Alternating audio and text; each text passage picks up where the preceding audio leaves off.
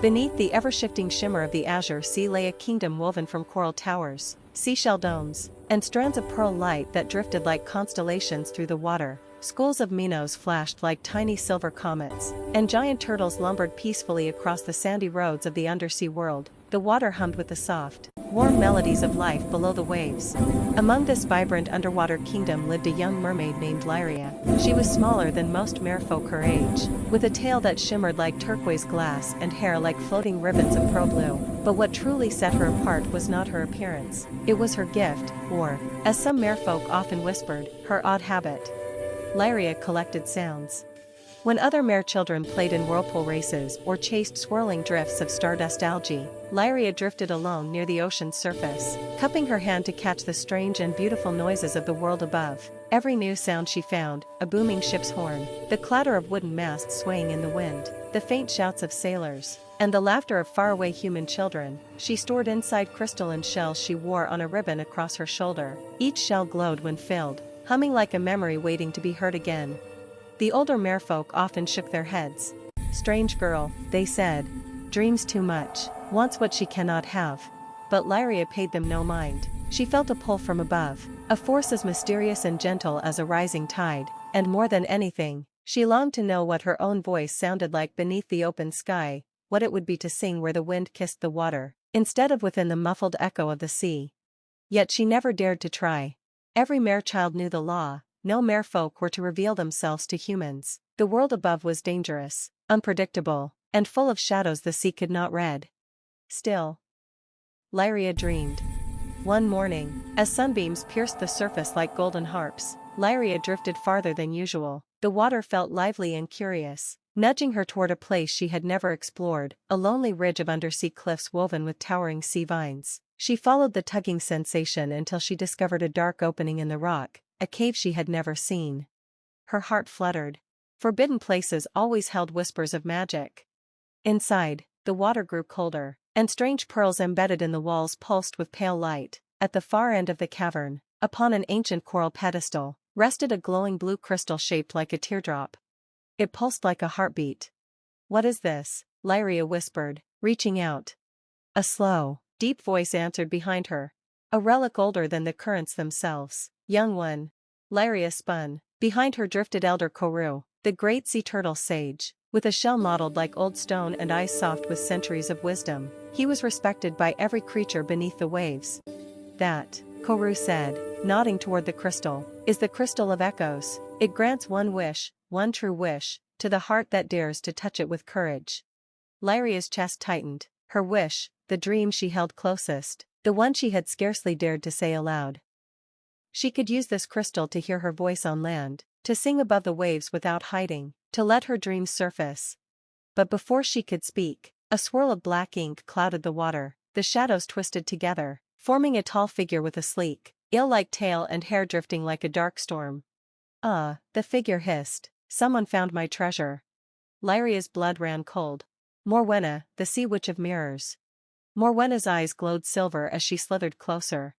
"You do not frighten me, turtle," she purred at Elder Koru, "and the child, she is curious." Her grin widened. "Curiosity is useful." Lyria instinctively shielded the crystal. "It's not yours," she said. "Oh, but it will be," Morwenna purred, circling her. "Everything in the deep eventually belongs to me, yet I am not without generosity."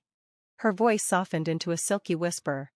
"Bring me a star pearl, the rarest treasure of the lunar reef, and I shall help you use the crystal. I will give you what you desire more than anything." She leaned in, her smile too sharp, a voice that can reach the world above. The cave seemed to hold its breath. Lyria hesitated. She knew the stories of Morwenna's magic, half-truths, bargains twisted like kelp caught in a storm, but her dream called to her more strongly than her caution. "I'll do it," Lyria whispered. Morwenna grinned. "Excellent."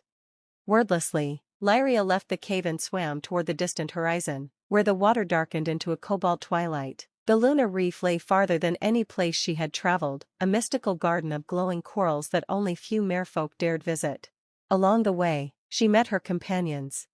First was Pip, a tiny lanternfish barely larger than Lyria's palm. He darted nervously from behind a rock and, seeing her alone, decided she needed someone to keep her company. "I can shine the way," he chirped, his tail glowing like a flickering candle. Then came Brine, a crab grumpy enough to scold the currents for flowing too fast. He spoke in short, irritated bursts, but his shell bore ancient runes, marking him as a protector of old secrets. "You'll need someone sensible," he said, despite his complaining, "and someone sturdy." Finally, they met Nalia, a white seahorse swift as a streak of lightning. She clicked her hooves impatiently. "I can outswim any current," she said. "If your quest leads to danger, I'll carry you through it." And so Lyria's journey truly began. The path to the lunar reef wound through forests of glowing kelp that swayed like luminous curtains. Strange creatures peeked from crevices, fish with glass bodies, jellyfish trailing sparkles, and manta rays gliding like silent shadows. But as they approached the reef, a strange, rhythmic vibration trembled through the water. "Something's wrong," Pip whispered. The reef shimmered like moonlight trapped underwater. Every coral glowed softly, casting silver light across the ocean floor. At its center lay a giant clam, its ridged shell sparkling with stardust. Inside it rested the star pearl, glowing faintly like a falling star captured in stone. But above them, the sky darkened, clouds gathered, thunder echoed faintly through the water. A storm was brewing on the surface, violent, churning, unsettling. Lyria felt her chest tighten with fear. "We should wait," Brine muttered. "We can't," Lyria said. "Morwenna is waiting, and the storm might close the clam forever."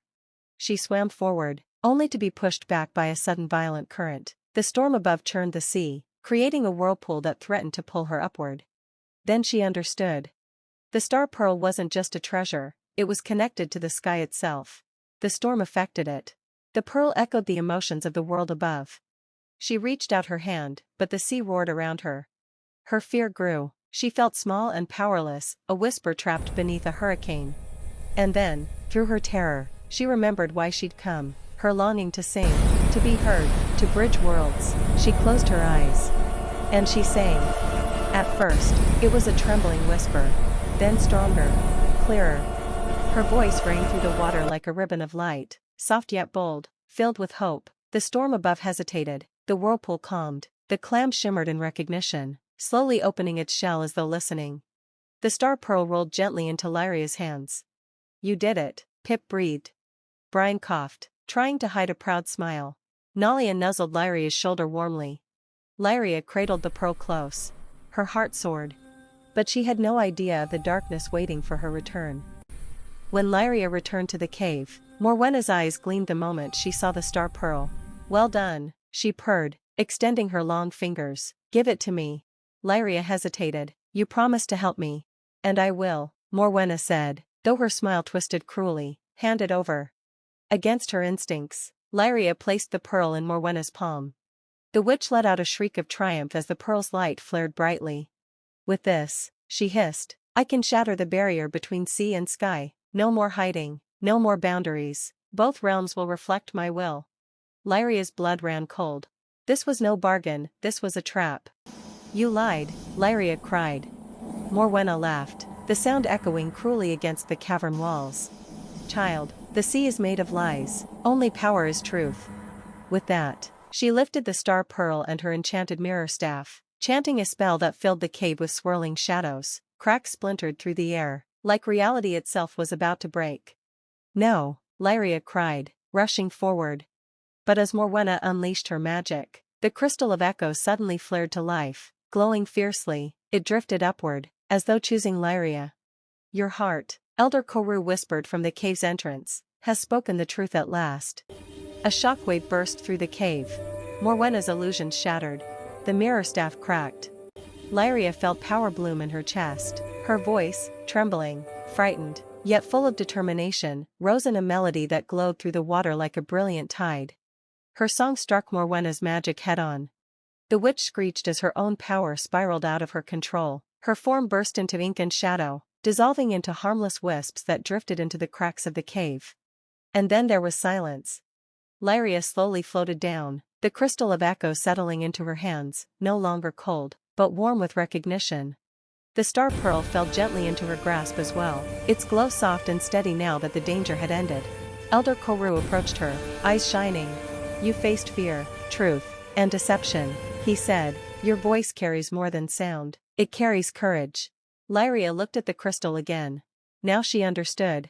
Her wish had never been to escape the sea, nor to abandon her world for the sky. She only wanted connection, a bridge between the two worlds she loved. She held the crystal close and whispered her heart's true desire. A soft swirl of magic encircled her, lifting her slowly toward the surface. Lyria broke through the surface beneath a calm sky. Sunlight washed over her, sparkling across her turquoise tail. The crystal of echoes glowed faintly around her throat like a necklace. She took a breath. Then she sang. Her voice rose across the water, clear and bright, carrying warmth, longing, and hope. The melody traveled across the waves, touching the ears of sailors on distant ships. Children playing on the shore paused, listening with awe. Fishermen leaned over their boats, searching the horizon for the source of the beautiful sound. Though they could not see her, they felt the presence of something magical, something kind, hopeful, and brave. And beneath the waves, the merfolk heard as well. Lyria's song echoed through the currents, weaving through the kelp forests and coral cities, reaching every corner of the kingdom. Her people listened in wonder, realizing that her voice did not divide the worlds, it united them. From that day on, Lyria became known as the singer of the sea, the little mermaid whose courage created harmony between sky and water. She did not need legs to walk on land. She did not need to hide her voice. She had found her place between two worlds, connected by the music she carried in her heart. And every evening, when the sun dipped into the horizon and painted the sea gold, Lyria swam to the surface, lifted her face to the sky, and sang songs that drifted across both realms, songs of friendship, dreams, and the magic that happens when courage meets hope.